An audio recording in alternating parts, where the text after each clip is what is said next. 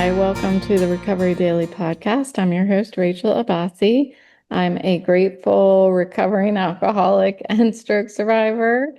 And I have gotten through another day at the old Airbnb. You will notice if you're looking at the video, I have on my hat and my normal glasses because the lights, you can see them. I have the background blurred, but you can see the whole room is filled with bright lights. So that has been getting on me, so on my nerves. No, it's starting to hurt my head. So I decided to put my hat on while indoors.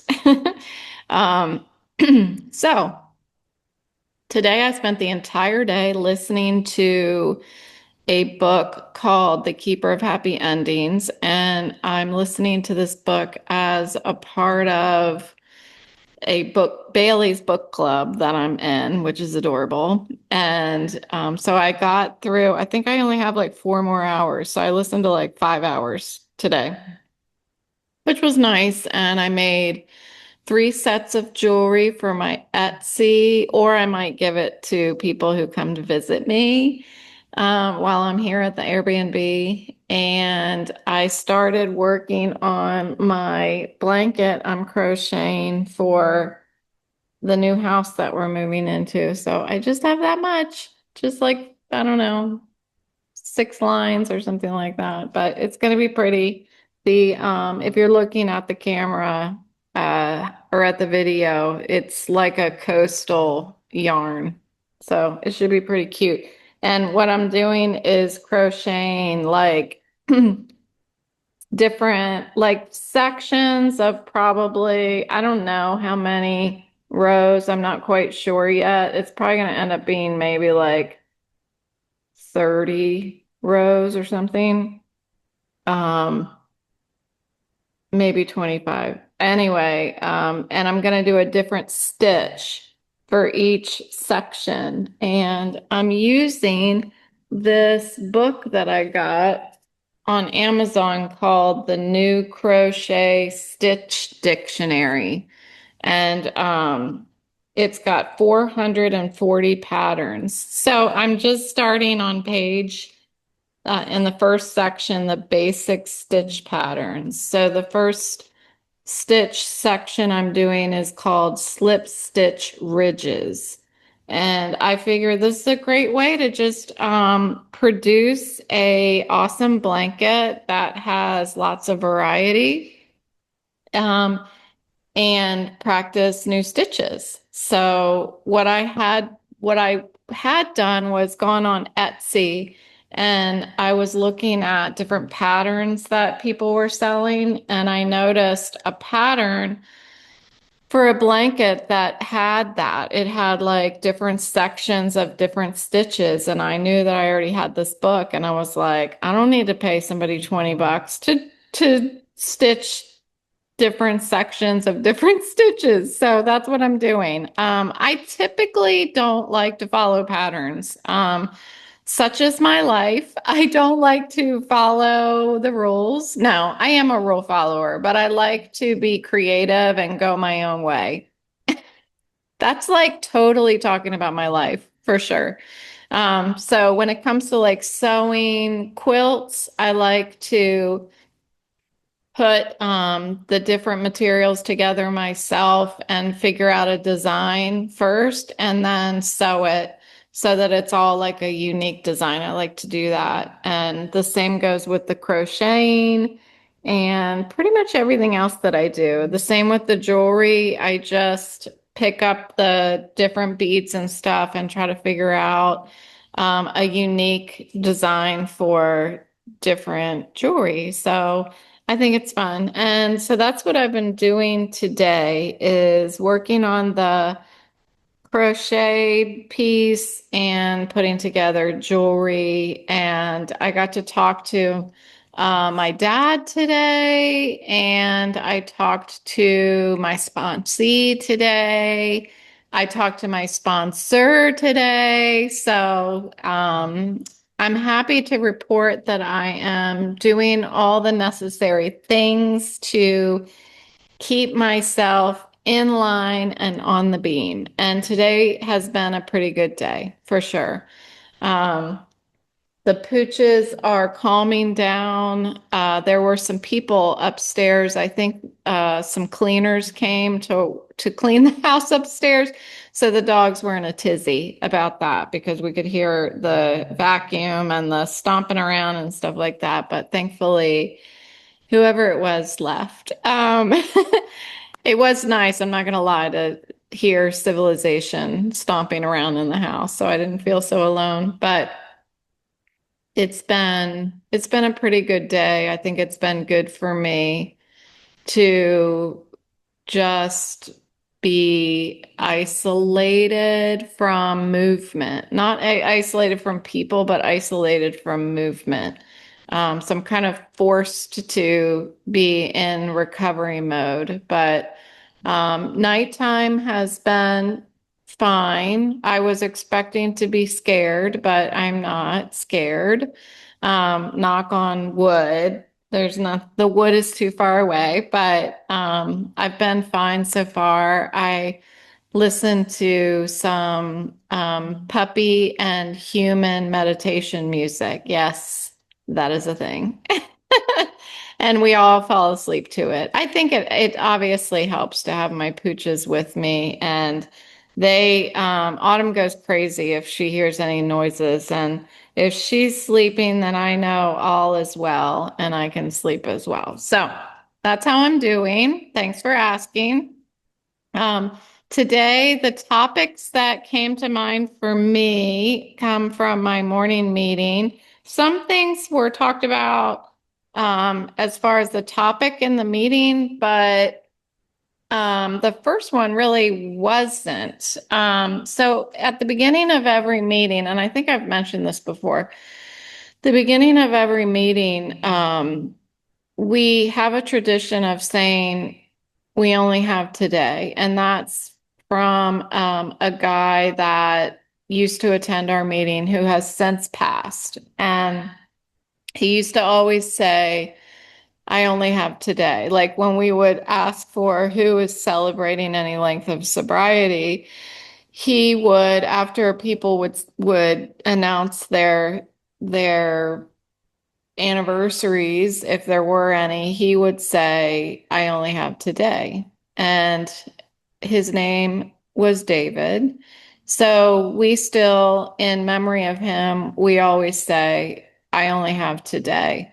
And it's it struck me this morning that we talk about that. And I was like, what does that mean to me? I mean, I hear it every day. What does it mean? Am I still respecting the true meaning of that? And I'm capturing what his intention was by saying I only have today, because I don't want to ever lose that. I don't want to ever lose the passion behind him saying that every day. So I wrote it down and I thought, how does that change the way that I live on a day-to-day basis? And upon thinking about it, and being in the situation where I am right now, where in line with what I talked about yesterday, I have felt this,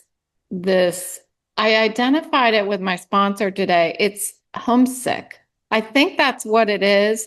I've never had a name for it, but I'm pretty sure that's what the feeling is. It's homesick.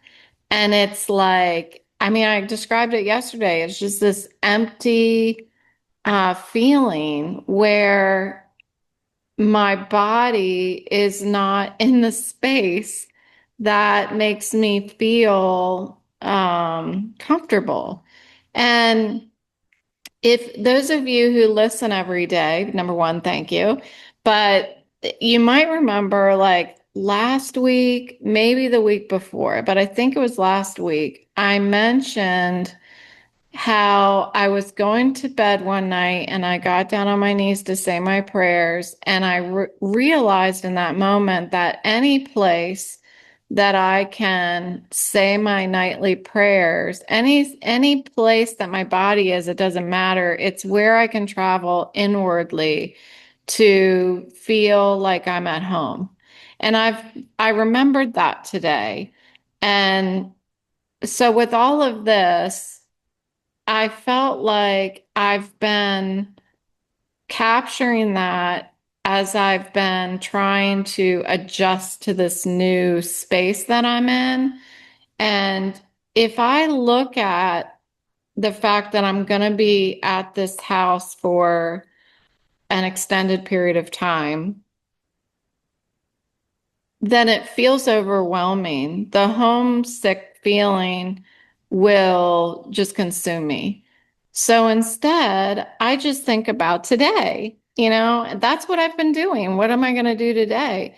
So I have been living it. So that makes me happy. I feel like saying I only have today really narrows the battlefield in front of me. The tiny actions that that I need to pay attention to are the ones that are right in front of me. And being consistent about it. I don't need to make any heroic plans that are going to burn me out or put me too far into the future. I need to focus on 1 minute, one breath, one step, like just like I talked about the other day. Um, when I think about staying here for an extended period of time, and I don't want to talk too much about it because I don't want to get myself into, like a place that I don't want to be. But if I see if I can articulate this, if I'm thinking about today, then I only need enough courage for today. If I'm thinking about the extension or the extended stay, whatever the words are, the extended stay, then I'm trying to borrow the courage that I'm going to need each day to deal.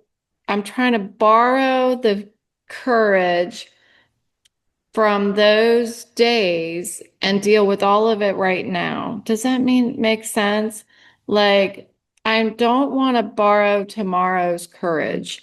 If I can just focus on getting through today, then one, I'm not overwhelmed, which leaves me in the position of being able to like sustain my momentum and my consistency. Um, if I try to fit everything into today, like all of my hobbies and all of the things, if I try to fit them all into today, then I'm borrowing from tomorrow. And I don't want to do that. So just like sobriety, I've mentioned to you that the thing that made me go back out, I feel like it was like the really pivotal point that made me go back out and start drinking again was the idea of um, one day at a time. I couldn't comprehend that. I couldn't think about my day just within that sunrise and sunset. I had to think about, I can't drink for the rest of my life. This is what parties are going to look like. This is what baseball games are going to look like. This is what, I don't know, you name it. Like dinner is going to look like I was trying to borrow my courage from tomorrow to deal with today so that I didn't feel like I was going to have anything left tomorrow. So stroke recovery, I feel, has been the same way. It has been very, I've made a concerted effort to not think too far ahead and to focus on what my life looks like today. How can I bring myself joy today? Um, and that's when I started getting into all these hobbies and I'd go for my walks with my dogs and I just try to make today beautiful for me. And if today means that I don't feel well and I need to take a nap, that doesn't mean that tomorrow's going to feel the same way. Like I can't borrow from tomorrow's strength. I can't, no, Autumn, no, quiet. Sorry, we were interrupted. She's been very barky today. Come lay down. I don't even know if you heard it. Sometimes the Apple devices don't allow you to hear that. I think she hears all the birds and stuff outside. I mean, not birds, crickets and stuff outside. Anywho, um, I have to, if I'm trying to borrow like my inspiration and my momentum and my drive and everything, if I try to borrow it from tomorrow, then sure, I might have a great day today, but what am I going to do tomorrow? You know, I'm going to run out, is what I'm trying to say in a unsuccessful way. I think that in order to stay in today, it takes a lot of acceptance. Like, what are my limits right now? Do I feel fatigue? Do I feel dizzy? And do I feel pain today? Right this minute. You remember yesterday I said the first day I was here, I had like extremely sharp pains like on the side of my head and behind my eyes that whole day. And so that day I made decisions based on that. I accepted the pain that I was feeling and the fatigue and the dizziness that I was feeling just for the day. Um, And if I do that, I don't feel sorry for myself because I know that tomorrow's going to be different. Tomorrow, I'll deal with tomorrow. And I may have even gone to an extreme with this because I think sometimes when maybe my husband and I are talking about the future, like things that could go wrong or something like that. I have a tendency to say, I can't think about that right now. If that's what happens, then I'm going to deal with it when it happens. And from his perspective, it's like, no, we need to have a contingency plan. And sometimes I just don't have the energy to have a contingency plan. So I'm happy that he does. I'm happy that he is inspired to have a contingency plan at all times, but because I just can't do it. I um, I haven't always been this way. I have most of my life been the person who's like, well, what if this? What if that? You know, I can't, I need to make sure that I'm prepared for any possible scenario ahead of me.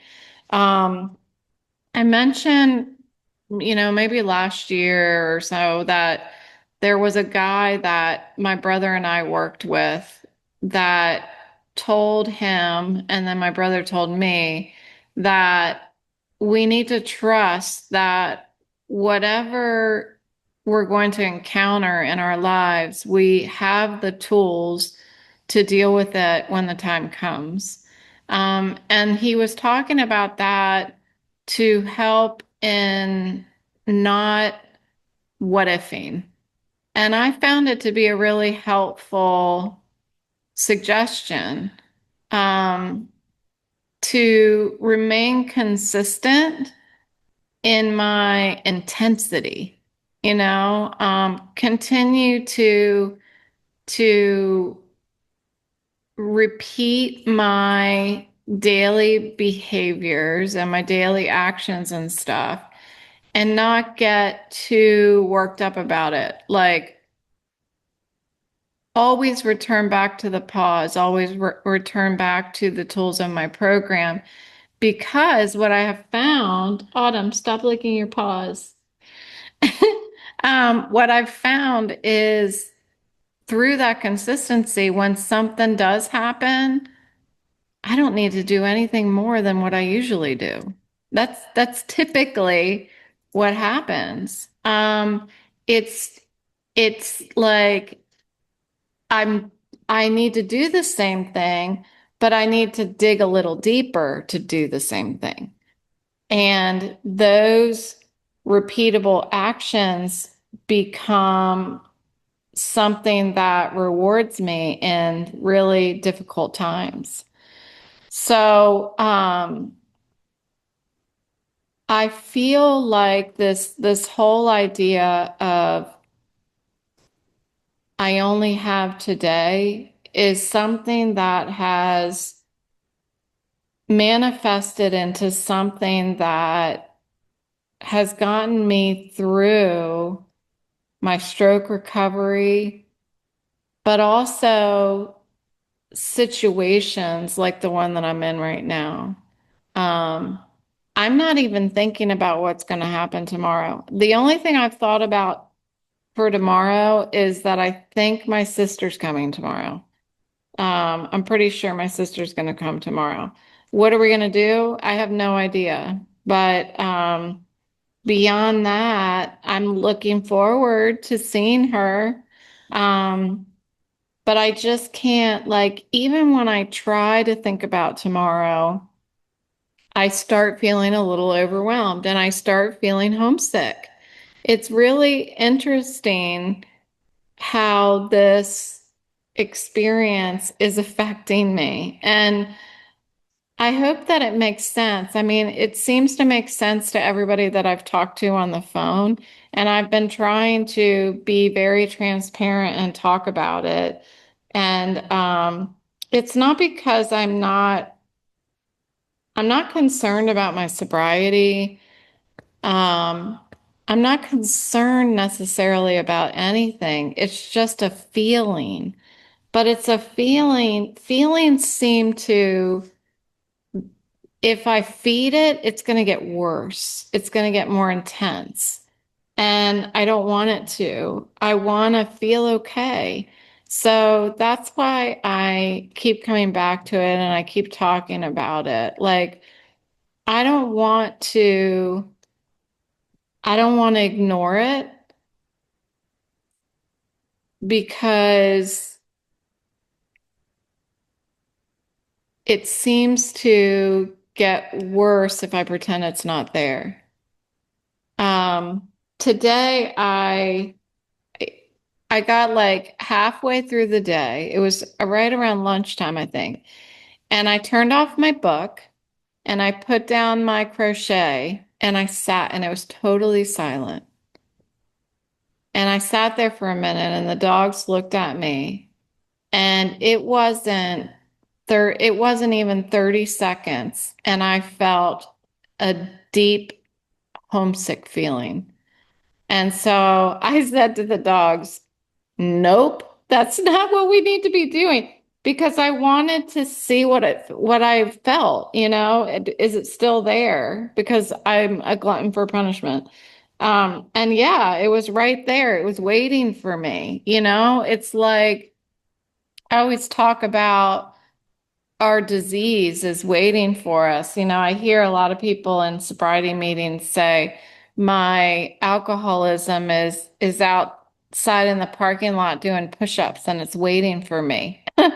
And that's what it feels like. These feelings that I battle with emotionally They're like that too. They're just sitting there waiting for me to be not prepared, to not have the solution. So I'm trying to be consistent, and I think it's pretty neat that my program has been able to carry over through my life in so many different ways. And I hope that that helps other people to share about some of these things that I'm feeling in these different situations, because it certainly helps me know that I'm not alone in feeling these kinds of things. So that's all I have for you today. And it certainly is quiet here. And after I hit stop, I am on my recording. I am going to get everything prepared to upload it to social media. I'm saying it out loud so I don't feel sad when I stop recording. I'm going to get everything ready to upload my episode, and then I'm going to take the dogs out for their nightly potties, and then I think we're going to head over to bed. I might check the news before I go to bed or listen to a little bit more of my book. I'm not sure. We'll see how I feel. Thank you for listening today. I truly appreciate it, and I will talk to you tomorrow.